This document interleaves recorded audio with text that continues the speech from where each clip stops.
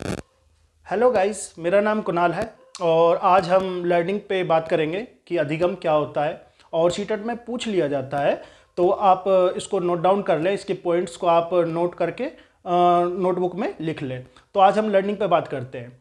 हाँ जी, लर्निंग क्या होता है? जन्म से लेकर के मृत्यु तक आप जब कुछ ना कुछ सीखते हैं तो हम उसको लर्निंग कहते हैं। भाई लर्निंग में एक तरह से कह सकते हैं कि हमारे व्यवहार में परिवर्तन होता है, हमारे बिहेवियर में चेंजेस आने लग जाते हैं। और कुछ डेफिनेशंस दी गई है, जैसे क्रो एंड क्रो के द्वारा। क्रो एंड क्रो ने दिया है कि सीखना आदत, ज्ञान और अभिव्यक्ति का अर्जन है। जी भाई, क्रो ने कहा है कि जो सीखना है वो हमारी आदत है, ज्ञान है और अभिव्यक्ति का अर्जन करना है। अब बात करते हैं गेट्स के अनुसार। गेट्स के अनुसार सीखना अनुभव और प्रशिक्षण द्वारा व्यवहार में परिवर्तन है। तो देख लो जी, यहां भी सीखना क्या है? अनुभव और प्रशिक्षण द्वारा व्यवहार में, यानी कि बिहेवियर में चेंजेस करना ही हमारा लर्निंग कहलाता है। यही शब्द मैंने पहले भी बोला कि जो लर्निंग होता है उससे आपके व्यवहार में परिवर्तन होना स्टार्ट हो जाता है। अब इसके कुछ इंपॉर्टेंट पॉइंट्स आप नोट डाउन कर ले। सबसे पहले तो जैसा कि मैंने बताया, जन्म से लेकर मृत्यु तक आप कुछ ना कुछ सीखते हैं। ठीक है जी। व्यवहार में परिवर्तन, कि बच्चे में या बड़ों में या जो भी है, जो भी लर्निंग कर रहे हैं आप, उसमें आपके व्यवहार में परिवर्तन होना स्टार्ट हो जाएगा। सक्रिय भागीदारी। अब भाई सक्रिय भागीदारी क्या होती है? एक्टिव जब तक नहीं रहेगा कोई भी, तब तक लर्निंग करना तो इम्पॉसिबल है। जब तक बच्चे को एक्टिवली आप किसी भी चीज में पार्टिसिपेट नहीं करवाते, तब तक लर्निंग इम्पॉसिबल है। सीखना अनुकूलन की प्रक्रिया है। सीखना जैसे कि हम किसी चीज को सीख रहे हैं, अडेप्ट करके सीखना, दूसरे से को देख करके सीखना। बच्चा कभी कभी ऐसा होता है कि वह दूसरों को देख करके ही सीखना स्टार्ट कर देता है। सीखना सार्वभौमिक प्रक्रिया, यूनिवर्सल प्रक्रिया है।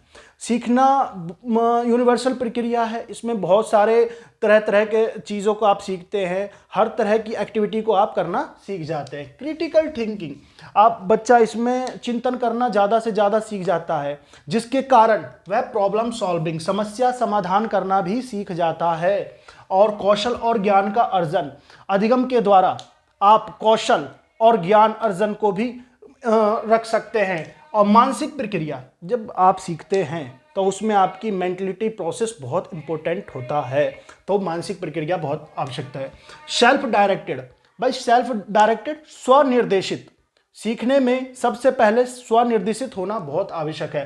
वंशानुक्रमण और वातावरण पर निर्भर करता है, क्योंकि जी भाई जब तक सीखोगे, सीखना एक वह प्रक्रिया है जिसमें वंशानुक्रमण और वातावरण दोनों का बहुत ज़्यादा ही इफेक्ट पड़ता है। और आपको पता है, heredity into environment equals to development, ये एक प्रोसेस है जिसके कारण अधिगम एक प्रक्रिया है। अधिगम एक प्रक्रिया है, उत्पाद नहीं है, प्रोसेस है, प्रोडक्ट नहीं है।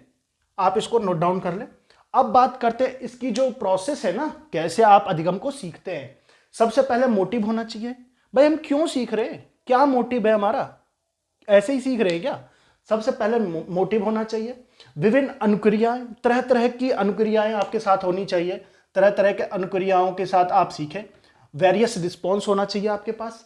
फिर कुछ उसमें जब आप कुछ सीखेंगे ना, तो सबसे पहले उसमें बाधाएं आनी स्टार्ट हो जाएगी, बहुत सारी प्रॉब्लम्स आने लगेंगी।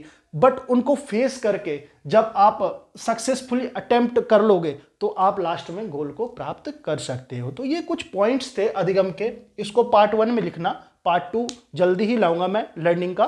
Thank you guys, thank you so much.